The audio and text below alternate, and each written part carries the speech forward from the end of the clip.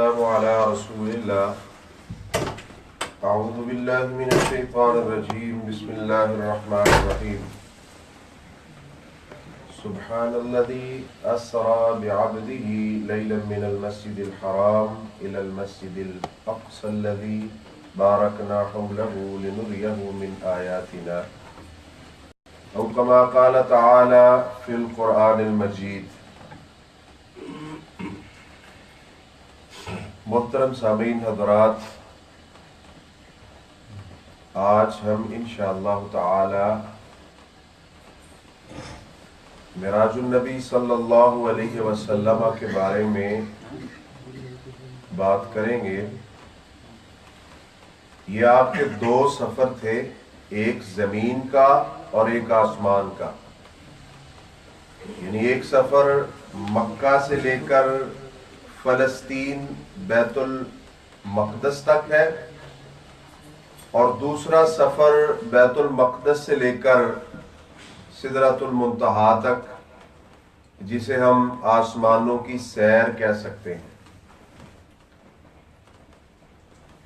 اللہ تعالیٰ نے قرآن میں فرمایا سبحان الذی اسری بعبدہ لیلا من المسجد الحرام الی المسجد الاقصی.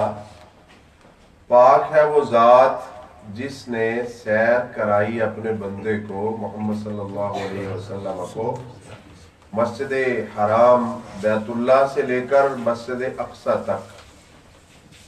کس لیے؟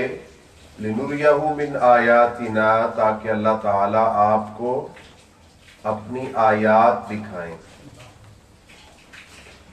سب سے پہلے ہمارا یہ عقیدہ ہے کہ آپ کے یہ جو دو سفر ہیں یہ برحق ہیں، آپ کا معجزہ ہے، اور یہ خواب نہیں ہے، بلکہ حقیقت میں اللہ تعالیٰ نے محمد صلی اللہ علیہ وسلم کو ایک رات میں یہ سفر کروائے، آسمانوں پہ بلایا، اور یہ روح اور جسم مبارک سمیت یہ سب کچھ تھا. کوئی بندہ یہ سوال کرے کہ ایک رات میں یہ اتنا لمبا سفر کیسے ہوا، کیوں ہوا، جو ادھر آپ نے دیکھا وہ کیسے دیکھا، کیوں دیکھا، اس کی حقیقت کیا ہے؟ تو قرآن میں اللہ فرماتے ہیں وَلَا تَقْفُ مَا لَيْسَ لَكَ بِهِ عِلْمٌ، اس کی پیروی مت کرو جس کا تمہیں علم نہیں ہے. اور معجزہ کہتے بھی اسے ہیں کہ جو انسان کی عقل تسلیم نہ کرے. اس کے بارے میں لوگوں نے لمبی چوڑی کہاوتیں بنائی ہوئی ہیں. آپ آسمان پہ کیسے گئے، کون لے کے گیا؟ بعض نے کہا اللہ تعالیٰ آئے تھے لے کے گئے، بعض نے کچھ اولیاء اللہ کے نام لیے کہ وہ لے کے گئے تھے. آج ہم آپ کو صحیح احادیث سے بتائیں گے کہ آپ کیسے گئے اور کس کس جگہ سے گزرے اور کیسے کیسے گزرے. چونکہ جس کے بارے میں کوئی دلیل نہیں ہے وہ باتیں بے بنیاد ہیں، بلکہ جھوٹ ہے. اور محمد صلی اللہ علیہ وسلم نے فرمایا من کذب علی متعمدا فلیتبوأ مقعدہ من النار، کہ جو مجھ پہ جھوٹ باندھتا ہے، جو بات میں نے نہیں کہی، وہ اپنا ٹھکانہ جہنم کے اندر بنا لے. سب سے پہلی بات صحیح بخاری حدیث نمبر 3207 عن مالک رضی اللہ تعالی عنہ قال قال النبی صلی اللہ علیہ وسلم بین انا عند البیت بین النائم والیقظان فأتا جبریل علیہ السلام فأوتیت بتست من ذهب ملی حکمہ وإیمانا فشق من النحر الى مراق البطن ثم غسل البطن بماء دمدم. محمد صلی اللہ علیہ وسلم فرماتے ہیں کہ میں بیت اللہ کے قریب کچھ سو رہا تھا اور کچھ جاگ رہا تھا، تو حضرت جبریل تشریف لائے علیہ السلام، اور سونے کی ایک ڈش لائی گئی جو حکمت اور ایمان سے بھری ہوئی تھی. اور ایک حدیث میں ہے کہ مجھے زمزم پہ لے جایا گیا اور پھر آپ کا سینہ مبارک چاک کیا گیا. یہ حضرت جبریل امین علیہ السلام نے یہ سرجری کی، لیکن اس کے کوئی نشانات کچھ بھی نہیں تھا. اللہ کے رسول صلی اللہ علیہ وسلم فرماتے ہیں کہ پھر میرے سینہ مبارک کو دھویا گیا اور آپ صلی اللہ علیہ وسلم کے سینہ مبارک کو دھونے کے بعد وہ اللہ تعالیٰ کی حکمت اور اللہ کی قدرت سے جبریل امین علیہ السلام نے دوبارہ اس کو بند کر دیا. یہ محمد صلی اللہ علیہ وسلم کا شق صدر کا واقعہ ہے جو حقیقت پر مبنی ہے، اس میں کوئی کسی قسم کی داستان نہیں ہے. فرماتے ہیں کہ میرے سینہ مبارک کو، پیٹ مبارک کو دھویا گیا، ثم غسل البطن مائے زمزم کے ساتھ، اور پھر اس کو بند کر دیا گیا. اور صحیح مسلم کے اندر حدیث نمبر 164 ہے، ثم اوتیت بدابہ ابیض یقال لہ البراق، پھر میرے پاس ایک دابہ، ایک چپایا جس کے 4 پاؤں تھے، 4 ٹانگیں تھی، اس کو لایا گیا. یقال لہ البراق، جس کو براق کہا جاتا تھا، اس کا نام کیا تھا؟ براق. فوق الحمار ودون البغل، جو گدھے سے بڑا تھا اور خچر سے چھوٹا تھا.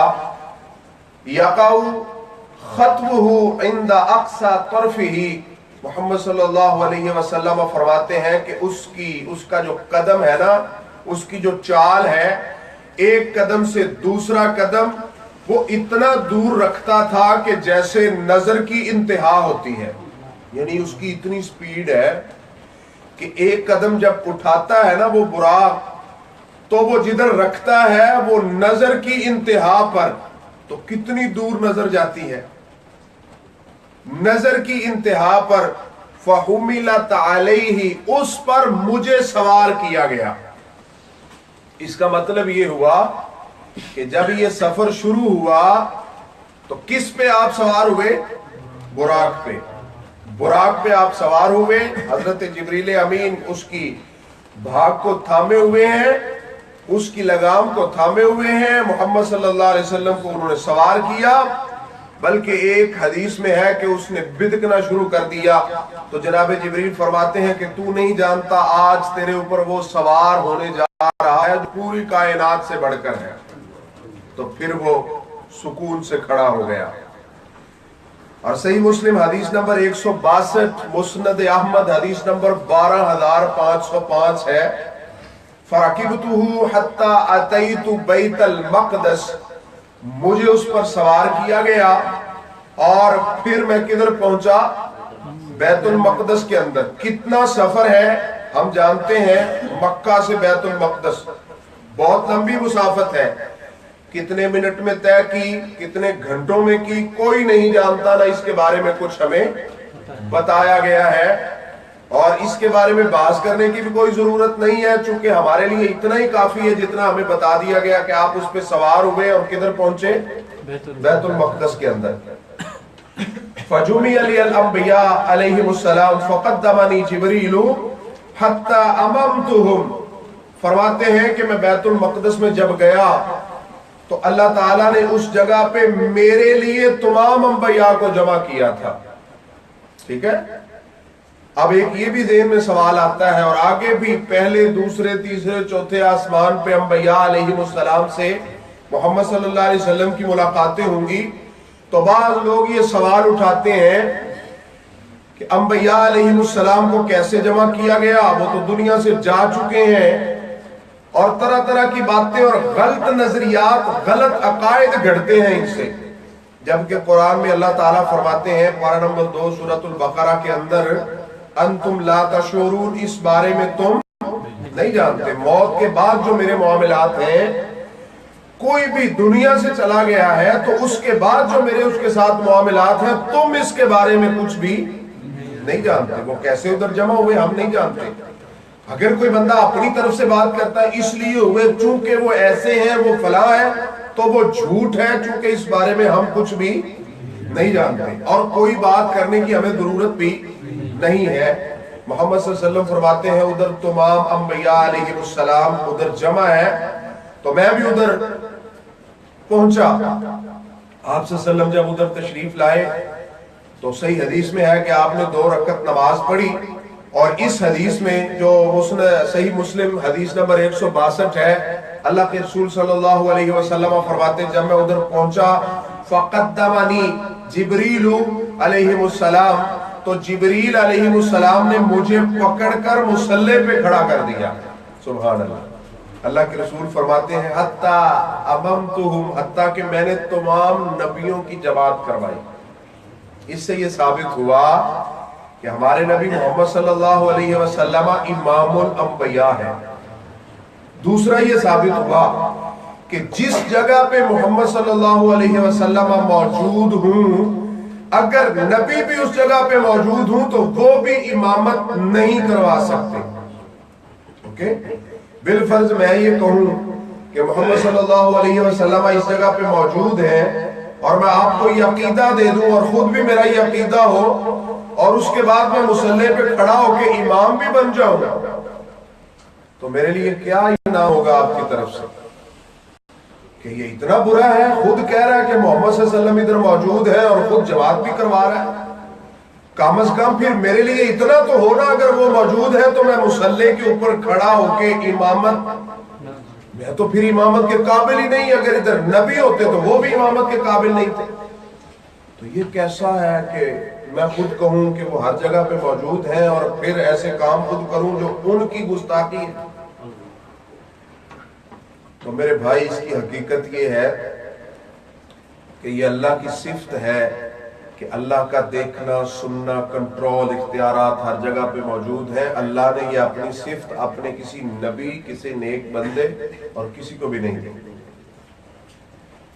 اگر دی ہے تو پھر اس کا جواب دیں، جن کا یہ عقیدہ ہے پھر وہ جماعت کیوں کرواتے ہیں؟ نہیں کروانی چاہیے، چونکہ اللہ کے رسول فرما رہے ہیں کہ جس جگہ پہ پورے نبی جمع ہے کوئی مصلی پہ نہیں کھڑا ہوا سوائے میرے۔ محمد صلی اللہ علیہ وسلم نے 2 رکعت نماز پڑھائی، نبیوں کو آپ نے امامت کروائی۔ کس جگہ پہ؟ بیت المقدس کے اندر۔ ایک غور کرنے والی یہ بھی بات ہے کہ کچھ ہمارے بھائی ثواب کی نیت سے مختلف جگہ پہ جاتے ہیں۔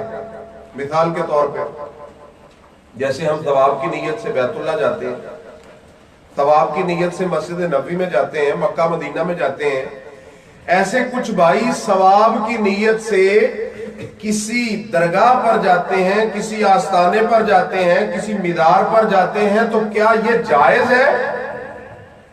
اس کے بارے میں صحیح بخاری حدیث نمبر 1189 اور صحیح مسلم حدیث نمبر 1397 اور صحیح سنن ابن ماجہ حدیث نمبر 1409 محمد صلی اللہ علیہ وسلم فرماتے ہیں قال نبی صلی اللہ علیہ وسلم لا تشد الرحال الا الى ثلاثه مساجد۔ اللہ کے رسول صلی اللہ علیہ وسلم فرماتے ہیں ثواب کی نیت سے، نیکی کی نیت سے 3 مسجدوں کے علاوہ تم کہیں نہیں جا سکتے۔ اگر کوئی جائے گا تو اس کو ثواب نہیں ملے گا۔ کون سی 3 مسجدیں؟ پہلے نمبر پہ مسجد الحرام، بیت اللہ، نمبر 2 مسجد النبی صلی اللہ علیہ وسلم مدینہ تو رسول کے اندر، اور نمبر 3 مسجد اقصی جہاں محمد صلی اللہ علیہ وسلم نے امامت کروائی ہے۔ یہ 3 جگہ پہ ہم ثواب کی نیت سے جا سکتے ہیں، ان کی زیارت کرنے کے لیے جا سکتے ہیں، ہمیں ثواب ملے گا۔ اس کے علاوہ اگر ہم دنیا میں کسی بھی جگہ پہ جاتے ہیں تو اس کا ہمیں ثواب نہیں ملے گا۔ لوگ قافلے جوک در جوک جاتے ہیں، لوگوں کو جمع کر کر کے لے جاتے ہیں اور بہت کچھ کرتے ہیں، لیکن یہ سب فضول ہے، چونکہ ثواب اس میں ہے جو محمد صلی اللہ علیہ وسلم نے ہمیں بتایا ہے۔ اسی حدیث سے مسلم حدیث نمبر 162 کے اندر اللہ کے رسول صلی اللہ علیہ وسلم فرماتے ہیں جب میں فارغ ہوا نا، نماز پڑھا کر فارغ ہوا اور باہر نکلا، ثم خرجت فجاءني جبریل علیہ السلام بإناء من خمر وبإناء من لبن، میری مہمان نوازی کے لیے 2 برتن لائے گئے، ایک میں شراب تھی اور ایک میں دودھ تھا۔ یہ آپ کی مہمان نوازی کے لیے حضرت جبریل علیہ السلام لائے۔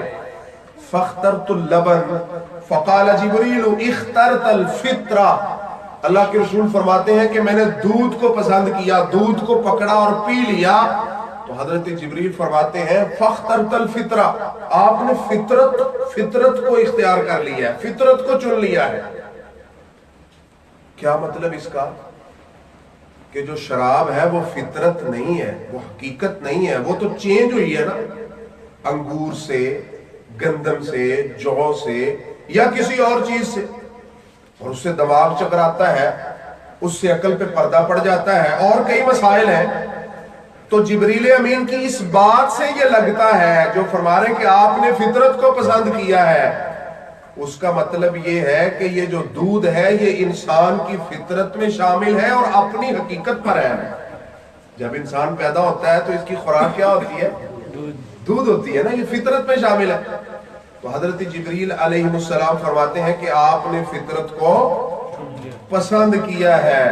अल्लाह के रसूल सल्लल्लाहु अलैहि वसल्लम फरमाते हैं सुम्मन तलका हत्ता अतैना समा दुनिया, फिर हम उधर से चले और आसमान दुनिया पर पहुंचे। पहले आसमान को हदीस में इसका नाम क्या दिया गया है?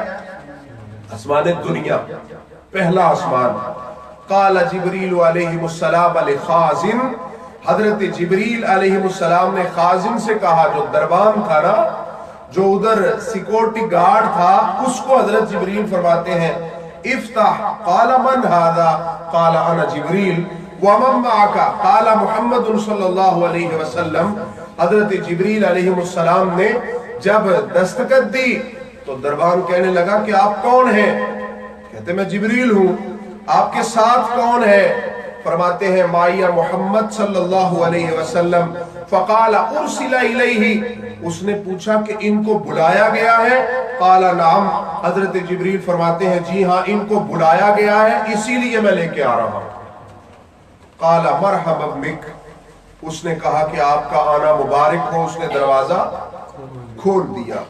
अब इससे यह साबित होता है कि अपने दरवाजे को बंद रखना, इसमें कोई हरज नहीं है, उस पे दरबान बैठ सकता है। और देखें कितना कानून अल्लाह ताला का कि जनाबे जिब्रील ये सरदार है तमाम फरिश्तों के, तमाम फरिश्तों के क्या है? सरदार है। लेकिन वो जो पहले आसमान पे बैठा हुआ ना, उसकी जो ड्यूटी है वो पूरी कर रहा है। जो अंदर आएगा उससे पूछना है, फिर इजाजत देनी है। फरिश्ते गैब बोलिए नहीं जानते, फरिश्ते गैब नहीं जानते। अब ऐसे होता है ना दुनिया में कि जो बड़ा अफसर आ रहा हो ना, तो जो चौकीदार होता है या छोटा अफसर होता है, वो उसके लिए पहले से गेट खोल देता है। जिब्रील बड़े अफसर है ना फरिश्तों के, लेकिन फरिश्ते को जो हुक्म है उसके मुताबिक वो गेट खोल रहा है, सवालों जवाब के बाद, वैसे खोला नहीं। और दूसरा ये साबित हुआ कि आसमान पे कोई नहीं जा सकता मगर अल्लाह की इजाजत के साथ। तीसरा ये साबित हुआ कि अल्लाह ताला ने आसमानों पे दरवाजे लगाए हुए हैं और दरबान बैठाए हुए हैं उस जगह पे। कुल्तुल जिब्रील, हजरत मोहम्मद सल्लल्लाहु अलैहि वसल्लम फरमाते हैं कि जब हम, उस फरिश्ते ने हमारा इस्तकबाल किया और क्या कहा उसने? मरहबन बिक, आपका आना मुबारक हो। ये अल्फाज उसने कहे, इससे बढ़कर और कुछ भी बाज हमारे भाई इससे इस्तेदलाल करते, इस्तेदलाल करना होता है ना, वो गलत हो या सही हो, वो इस्तेदलाल करते हैं कि जब आसमान पे मोहम्मद सल्लल्लाहु अलैहि वसल्लम गए तो आपका इस्तकबाल फरिश्तों ने किया और जश्न मनाया, जबकि ऐसी कोई बात नहीं है। उन्होंने भंगड़े भी नहीं डाले, कोई ऐसा काम भी नहीं किया, लफ्ज बोले हैं मरहबन बिक, आपका आना अच्छा हो, तशरीफ लाइए। अल्लाह के रसूल आगे बढ़े तो पहले आसमान पे देखा हजरत आदम अलैहिस्सलाम तशरीफ फरमा है। अपने दाएं देखते हैं तो मुस्कुराते हैं, बाएं देखते हैं तो गम की वजह से परेशान हो जाते हैं। अल्लाह के रसूल फरमाते हैं मन हाजा, जिब्रील फरमाते हैं ये आपके बाप आदम अलैहिस्सलाम है। मोहम्मद सल्लल्लाहु अलैहि वसल्लम की मुलाकात करवाई, हजरत आदम अलैहिस्सलाम को बता रहे हजरत जिब्रील के ये आपके बेटे अल्लाह के नबी हैं। हजरत आदम फरमाते हैं मरहबन बिक बिन नबी ये सालेह, ए नेक नबी आपका आना मुबारक हो। वबी इब्न सालेह, और मेरे नेक बेटे आपका आना मुबारक हो। حضرت آدم فرماتے ہیں کہ محمد صلی اللہ علیہ وسلم میرے بیٹے ہیں. بولیے میرے بیٹے ہیں. چونکہ آدم علیہ السلام, اللہ کے رسول صلی اللہ علیہ وسلم فرماتے ہیں نا کہ حضرت ابراہیم علیہ السلام کو اللہ نے حضرت آدم کی اولاد سے چنا اور پھر اس سے میرا انتخاب کیا. آپ کس کے بیٹے ہیں؟ حضرت آدم کی اولاد سے ہے نا. لوگوں کے غلط نظریات ہیں محمد صلی اللہ علیہ وسلم کے بارے میں, لیکن حقیقت یہ ہے حضرت آدم فرماتے ہیں میرے بیٹے آپ کا آنا اچھا ہو, مبارک ہو, بابرکت ہو. اللہ کے رسول فرماتے ہیں یہ کیا معاملہ ہے جو ادھر دیکھتے ہیں اور مسکراتے ہیں اور ادھر دیکھ کے پریشان ہوتے ہیں؟ تو جناب جبریل جواب دیتے ہیں کہ ان کی اولاد میں سے یہ جنتیوں کی روحیں ہیں اور ادھر دوزخیوں کی. ٹھیک ہے, یہ بھی اللہ کے معاملات ہیں. اللہ نے اس جگہ پہ ان روحوں کو کیسے جمع کیا, کیا معاملہ تھا, کس وجہ سے, کیوں, کیا مسئلہ, ہم نہیں اس بارے میں جانتے. ہم اس پہ ایمان لائیں گے جو ہمیں بتا دیا گیا ہے. تو پھر اللہ کے رسول ادھر سے چلے اور دوسرے آسمان پہ پہنچے. اس جگہ پہ پھر وہی کلام اور وہی باتیں ہوئی جو پہلے آسمان پہ تھی. دروازہ کھولنے کے لیے پھر دروازہ کھولا گیا اور دوسرے آسمان پہ حضرت یحییٰ علیہ السلام اور حضرت عیسیٰ علیہ السلام سے ملاقات ہوئی. السلام علیکم. وعلیکم السلام. یہ محمد صلی اللہ علیہ وسلم ہے, یہ حضرت عیسیٰ ہے, یہ حضرت یحییٰ ہے. ان سے ملاقات ہوئی اور انہوں نے کہا کہ آپ کا آنا مبارک ہو, اچھا ہو. پھر اس کے بعد محمد صلی اللہ علیہ وسلم تیسرے آسمان پہ پہنچے. ادھر حضرت یوسف علیہ السلام سے ملاقات ہوئی. اور حدیث میں ہے, صحیح مسلم حدیث نمبر 162 کے اندر, کہ جب اللہ کے رسول صلی اللہ علیہ وسلم نے حضرت یوسف علیہ السلام کو دیکھا نا, ان کے چہرہ مبارک پہ نظر پڑی تو فرماتے ہیں وَإِذَا هُوَ قَدْ أُوتِيَ شَطْرَ الْحُسْنِ, مجھے ایسے لگتا ہے کہ جیسے رب نے کائنات کا آدھا حسن ان کو دے دیا ہے. سبحان اللہ, کتنے حسین ہوں گے وہ. محمد صلی اللہ علیہ وسلم فرماتے ہیں مجھے ایسے لگتا ہے کہ جیسے کائنات کا آدھا حسن اللہ نے ان کو دے دیا. دنیا میں کوئی حسن دیکھتا ہے نا تو وہ کہتا ہے یار کمال, اللہ تعالیٰ نے حسن پیدا کیا. لیکن دیکھیں حضرت یوسف علیہ السلام کا حسن, اور انشاءاللہ ہم قرآن و سنت کے مطابق زندگی گزاریں گے. جب ہم جنت میں جائیں گے تو اللہ ایسے ہمیں بھی وہی حسن عطا فرمائیں گے. پھر آپ چوتھے آسمان پہ گئے, ویسے ہی دروازہ کھٹکھٹایا. سوال و جواب کرنے کے بعد حضرت ادریس علیہ السلام سے ملاقات ہوئی. پھر پانچویں آسمان پر گئے, حضرت ہارون علیہ السلام سے ملے. پھر چھٹے پر گئے, حضرت عیسیٰ علیہ السلام سے ملے. پھر ساتویں پر گئے تو ایک بازرگ بیت المعمور سے ٹیک لگائے بیٹھے تھے, ان کا نام تھا حضرت ابراہیم علیہ السلام. اور حدیث کے الفاظ ہیں کہ اللہ کے رسول فرماتے ہیں کہ فَإِذَا أَتَانَا بِإِبْرَاهِيمَ علیہ السلام مُسْنِدًا ظَهْرَهُ إِلَى الْبَيْتِ الْمَعْمُورِ, کہ ہم نے حضرت ابراہیم علیہ السلام کے پاس پہنچے اور وہ ٹیک لگائے بیت المعمور کے پاس بیٹھے ہوئے تھے. یہ بیت المعمور بیت اللہ کے بالکل اوپر اللہ کا گھر ہے, ساتویں آسمان پہ. اور صحیح حدیث ہے کہ 70,000 فرشتے اس میں داخل ہوتے ہیں عبادت کرنے کے لیے. تو وہ جب عبادت کر کے باہر نکلتے ہیں ایک دن میں, تو پھر دوبارہ وہ انتظار کر رہے ہیں اور قیامت تک ان کی باری. اتنے اللہ کے فرشتے ہیں, اتنی تعداد ہے جو ہم شمار نہیں کر سکتے. انسان تھوڑی سی عبادت کرے تو کہتا ہے کہ میں نے اللہ کے اوپر بہت بڑا احسان کر دیا ہے, لیکن دیکھیں اللہ کے کتنے فرشتے اور کتنی عبادت کرتے ہیں. قرآن میں اللہ فرماتے ہیں لا یعصون اللہ ما امرہم ویفعلون ما یؤمرون, یہ میرے فرشتے 24 گھنٹے میری عبادت کرتے ہیں اور کبھی بھی میری نافرمانی.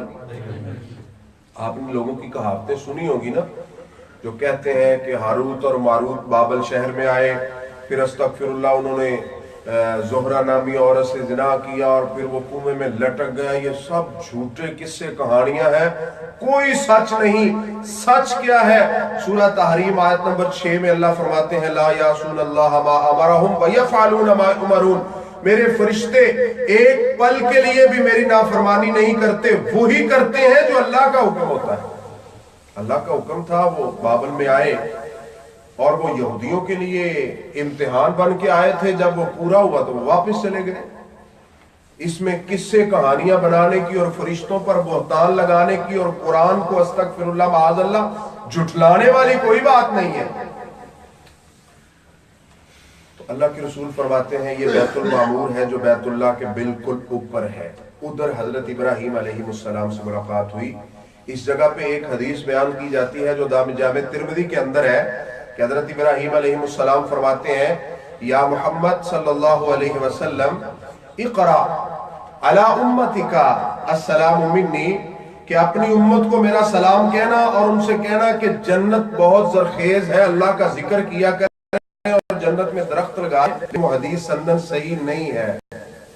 ان سے ملاقات ہوئی اور اس کے بعد اللہ کے رسول صلی اللہ علیہ وسلم فرماتے ہیں ثم اتیت باناء من خمر ولبن وعسل فاخذت النبی فاخذت اللبن، اللہ کے رسول فرماتے ہیں پھر جب میں 7ویں آسمان پہ پہنچا، آسمانوں کی انتہا ہو گئی، تو پھر میری مہمان نوازی کے لیے 3 برتن لائے گئے، ایک میں دودھ تھا، ایک میں شراب تھی اور ایک میں شہد تھا۔ اللہ کے رسول صلی اللہ علیہ وسلم فرماتے ہیں پھر میں نے دودھ کو ہی پسند کیا۔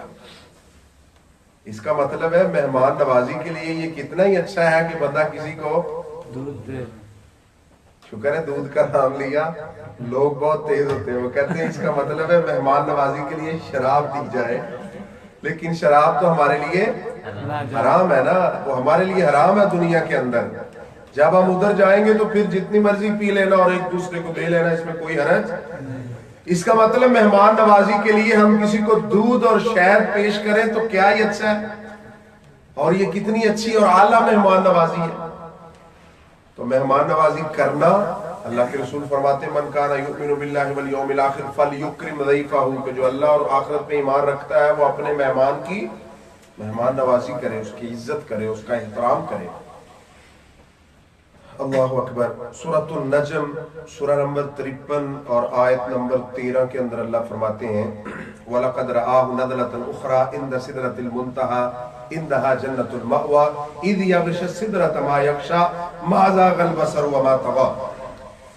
پھر آپ 7ویں آسمان کے بعد سدرۃ المنتہا پہ پہنچے، اور صحیح حدیث ہے اللہ کے رسول صلی اللہ علیہ وسلم فرماتے ہیں میں نے دیکھا اس کے جو پتے تھے نا وہ ایسے تھے جیسے ہاتھی کے کان ہوتے ہیں، اور اس کے جو پھل تھے نا، جو سدرہ کے بیر تھے، اس کا پھل تھا وہ ایسے جیسے مٹکے ہوتے ہیں۔ اس جگہ پہ جب آپ پہنچے، یہ سدرۃ المنتہا وہ مقام ہے کہ نیچے والی جو چیزیں ہیں، زمین والی، فرشتے، کوئی بھی چیز ہے تو وہ اس سے آگے نہیں جا سکتی، چونکہ آگے اللہ تعالیٰ کا عرش ہے، اللہ کے نور کے پردے ہیں، اللہ تعالیٰ کی ذات ہے، وہ کیسے ہے کما یلیق بشانہ، جیسے آپ کی شان کے۔ ہم یہ نہیں کہہ سکتے کہ اللہ کی ذات ایسے ہے، ایسے بیٹھی ہے، ایسے کھڑی ہے، ایسے ہاتھ ہے، ایسے پاؤں ہے۔ جب ہم تمثیل دیں گے نا تو پھر یہ کفر ہو جائے گا اللہ کے ساتھ۔ جب ہم تمثیل دیں گے تو اللہ کے ساتھ کفر ہو جائے گا۔ قرآن میں اللہ تعالیٰ فرماتے ہیں لیس کمثلہ شیء، اللہ کی مثل کوئی بھی چیز نہیں ہے۔ فلا تضربوا للہ الامثال، اللہ کی مثالیں نہ بیان کیا کرو، لوگوں کو، دنیا کو اللہ کے ساتھ مثالیں نہ دیا کرو، یہ حرام ہے۔ جو بندہ کہتا ہے نا کہ چھت تک پہنچنے کے لیے سیڑھی کی ضرورت ہے، اللہ تک پہنچنے کے لیے جب یہ چھت کو اللہ کے ساتھ مثال دیتا ہے تو یہ اللہ کے ساتھ کفر ہے۔ قرآن کہتا ہے، قرآن نے منع کر دیا، محمد صلی اللہ علیہ وسلم نے منع کر دیا کہ اللہ کے ساتھ کسی کو مثال نہ دو۔ اللہ تعالیٰ اپنے عرش پہ ہیں، کدھر ہے؟ عرش پہ۔ قرآن میں اللہ فرماتے ہیں، اور یہ وہ عرش ہے جو سدرۃ المنتہا کے آگے اللہ کا عرش ہے اور اس کے بعد اللہ کی۔ قرآن میں اللہ فرماتے ہیں کہ ثم استوى علی العرش، اور بے شمار حدیث موجود ہے۔ لوگ یہ بھی مثالیں دیتے ہیں کہ اللہ تعالیٰ ہر جگہ پہ موجود ہے، اصل میں شیطان کفر کرواتا ہے نا، وہ کسی بھی رنگ میں کروا لے، حالانکہ یہ انسان کیا ہے، حقیر سا ہے، کچھ بھی نہیں ہے، تو پھر بھی یہ تعویلات کر کے اللہ تعالیٰ کے ساتھ ایسے کرتا ہے۔ اللہ کے رسول صلی اللہ علیہ وسلم نے فرمایا رب کے ساتھ کسی کی مثال نہ دو۔ قرآن میں اللہ فرماتے ہیں میں تو عرش پہ مستوی ہوں۔ لوگ کہتے ہیں عرش پہ مستوی ہے تو پھر دنیا میں کیسے اللہ کی طاقت آ گئی, کیسے قدرت؟ اللہ تعالیٰ کی ذات ہے. ہمیں کیا, اللہ فرماتے ہیں کہ میں اپنی مٹھی میں سب کچھ لے لوں گا زمین و آسمان. ہمیں کیا پتا وہ کتنی بڑی ذات ہے. ہم دیکھتے ہیں کہ دنیا بہت بڑی ہے, اس کا مطلب ہے کہ اللہ تعالیٰ کو استغفر اللہ معاذ اللہ ہم اپنے ساتھ مثال دیتے ہیں, وہ اتنے چھوٹے ہوں گے. اس لیے فلا تضربوا للہ الامثال, اللہ کے ساتھ کسی کو مثال. اب یہ جو آیت ہے نا وَلَقَدْ رَآهُ نَزْلَةً أُخْرَىٰ, اور اس نے دیکھا اس کو دوسری مرتبہ ایک, اور دوسری قرآن کی آیت ہے فَقَانَ قَابَ قَوْسَيْنِ أَوْ أَدْنَىٰ, وہ قریب ہوئے جیسے دو قوس ہوتے ہیں. اب بعض علماء کہتے ہیں کہ ان دو آیات سے مراد ہے کہ محمد صلی اللہ علیہ وسلم نے اللہ کو دیکھا ہے. یہ ایک بہت بڑا اہم مسئلہ ہے اور غور طلب مسئلہ ہے, ٹھیک ہے, ہم نے اس کو آج حل کرنا ہے. پہلی یہ قرآن کی آیت وَلَقَدْ رَآهُ نَزْلَةً أُخْرَىٰ, اس نے دیکھا اس کو دوسری مرتبہ. کس نے دیکھا؟ محمد صلی اللہ علیہ وسلم نے. کس کو دیکھا؟ حضرت جبریل علیہ السلام کو. کس کو دیکھا؟ جبریل.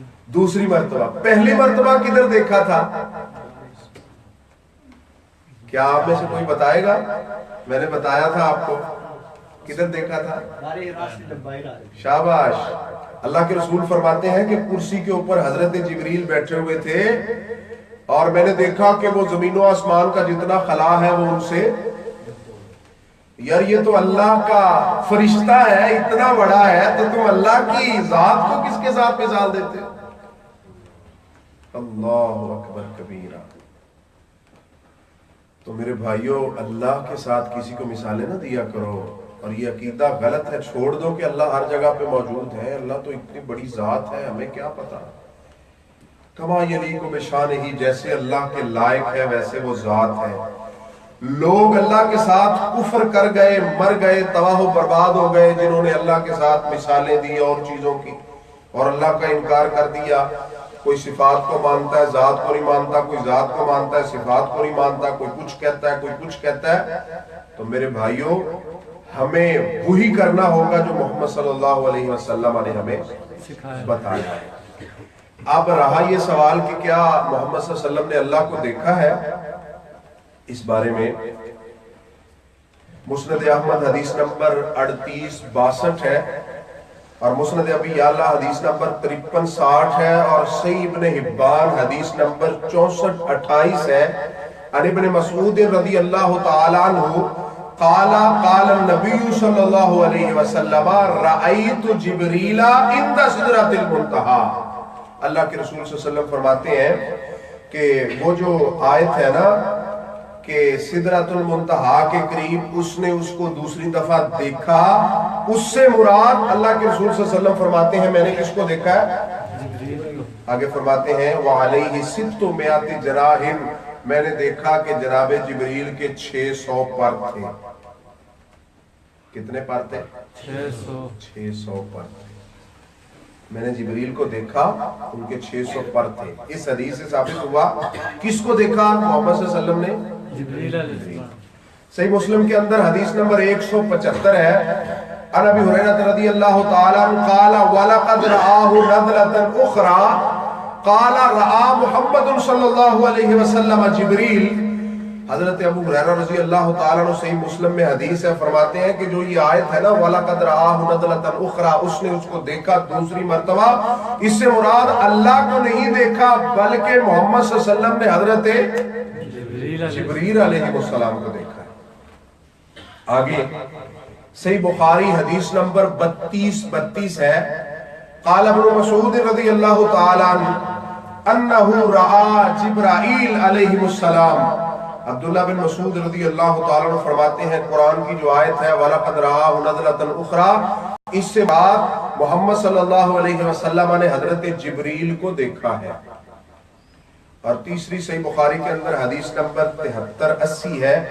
ان عائشہ رضی اللہ تعالی عنہا من حدثا, حضرت عائشہ رضی اللہ تعالی عنہ فرماتی ہیں کہ جو بندہ یہ کہے, یہ بات کرے, یہ بیان کرے کسی بھی جگہ پر, کسی بھی مجلس میں, क्या अन्ना मुहम्मदन सल्लल्लाहु अलैहि वसल्लम रआ रब्बहू, कि मोहम्मद सल्लल्लाहु अलैहि वसल्लम ने अपने रब को देखा है, फकद काज़ाबा, तो वो बंदा झूठा है।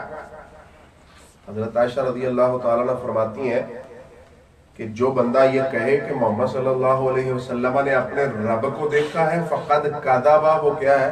झूठा, वो बंदा झूठा है। आगे फरमाती कुरान की आयत से दलील दे रही है, सूरतुल अनाम आयत नंबर 103। ये वो आयशा रज़ी अल्लाह ताला अन्हा है कि जो मोहम्मद सल्लल्लाहु अलैहि वसल्लम के साथ सफर में भी नजर आई और हदर में भी, जो लोगों को बता रही हैं कि बीवियों के हुकूक क्या हैं, अल्लाह के रसूल तहज्जुद कैसे पढ़ते थे, अल्लाह के रसूल रात को इबादत कैसे करते थे। ये वो आयशा रज़ी अल्लाह ताला अन्हा जिन्होंने एक एक सुन्नत उम्मत तक पहुंचाई है। ये वो आयशा है कि जिनके दरवाजे पे बेशुमार सहाबा इकराम दस्तखत देते और मसाइल पूछा करते थे, इस हदीस के बारे में बता दें, इस आयत के बारे में बता दें, इस तफसीर के बारे में बता दें। ये वो आयशा रज़ी अल्लाह ताला अन्हा है कि मोहम्मद सल्लल्लाहु अलैहि वसल्लम ने वुजू किया, अपनी बीवी के पास गए, रोजा रखा, अपनी औरत के साथ खड़े हुए तो बता दिया उम्मत को कि अल्लाह के रसूल किस हाल में थे और कैसे थे।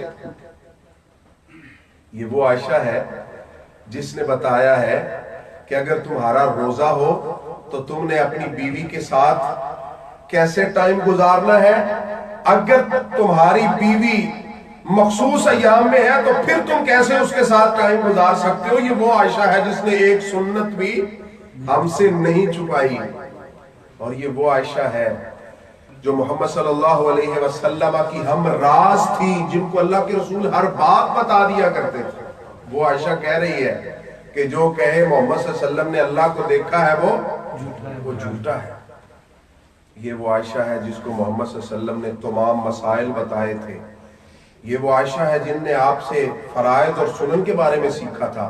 फरमाती है जो कहता है मोहम्मद सल्लल्लाहु अलैहि वसल्लम ने अल्लाह को देखा है वो झूठा है। और आगे कुरान की आयत सूरतुल अनाम आयत नंबर 103 पढ़ती हैं, हदीस के अंदर मौजूद है, ला तुदरिकुहुल अबसार, कोई आंख अल्लाह को देख किससे देखा जाता है? बोलिए, कभी किसी ने हाथ से देखा? आंखें बंद करके हाथ से कोई देख सकता है? नहीं। फरिश्ता हो, नबी हो, वली हो, कोई भी हो, किससे देखता है? क्योंकि अल्लाह ने आंख इसलिए दी है ना, ठीक है। अल्लाह फरमाते मैंने आंख इसीलिए दी है कि तुम इससे देखो, आंख से देखा जाता है। कुरान में अल्लाह फरमाते हैं ला तुदरिकुहुल अबसार, कोई आंख ऐसी है ही नहीं, किसी आंख में इतनी ताकत ही नहीं कि वो अल्लाह को देख सके। कैसे? आप में से अक्सर भाइयों ने देखा होगा कि अगर मैं अपनी आंख की ताकत की बात कर रहा हूं, अल्लाह से मिसाल नहीं दे रहा, हमारी आंख है ना, कोई भी आंख है उसकी ताकत होती है ना। हमारी आंख में इतनी ताकत है कि हम इस लाइट को देख सकते हैं, लेकिन हमारी आंख में इतनी ताकत नहीं है कि हम सूरज को देख सकें। जब वो पूरे जोबन में होता है ना, जून जुलाई की गर्मी में, तो हम उसको नहीं ना देख सकते, क्योंकि इसमें इतनी ताकत नहीं है। तो जो आंख सूरज को नहीं देख सकती वो अल्लाह को कैसे देख सकती है? आगे कुरान में हजरत मूसा अलैहिस्सलाम ने जब अल्लाह से कहा था कि मेरा जी चाहता है कि मैं आपको देखूं, मेरा जी चाहता है मैं आपको देखूं, ये अल्लाह के नबी हैं और ये वो मूसा है जिनसे अल्लाह ताला डायरेक्ट हम कलाम में थे ना।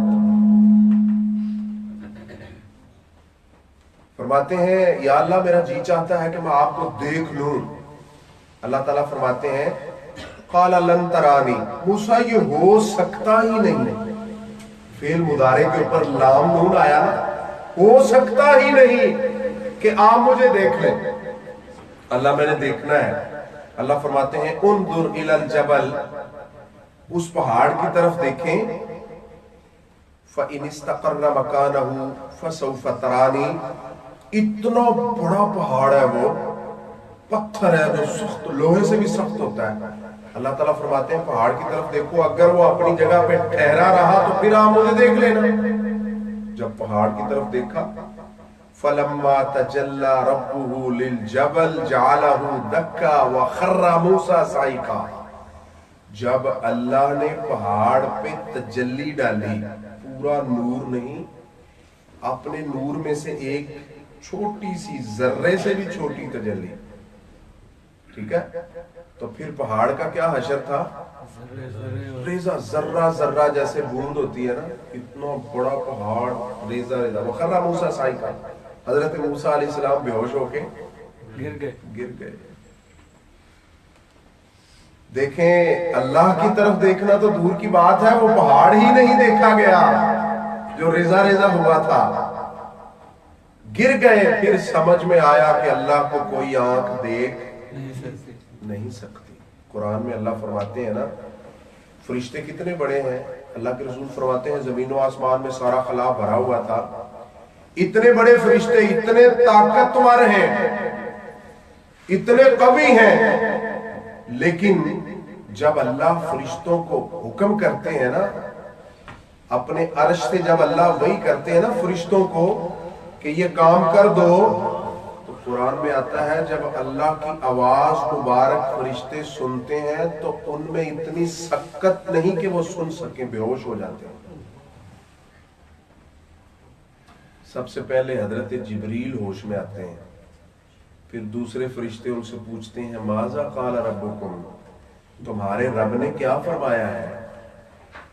تو اس لیے میرے بھائیوں، اللہ تعالیٰ کو کوئی آنکھ دیکھ، قرآن میں اللہ فرماتے ہیں سورۃ الانعام آیت نمبر 103 کے اندر لا تدرکہ الابصار، حضرت عائشہ رضی اللہ تعالیٰ یہی دلیل دے رہی ہیں کہ کوئی آنکھ سے دیکھا جاتا ہے، کوئی آنکھ ایسی ہے ہی نہیں جو اللہ کو دیکھ لے۔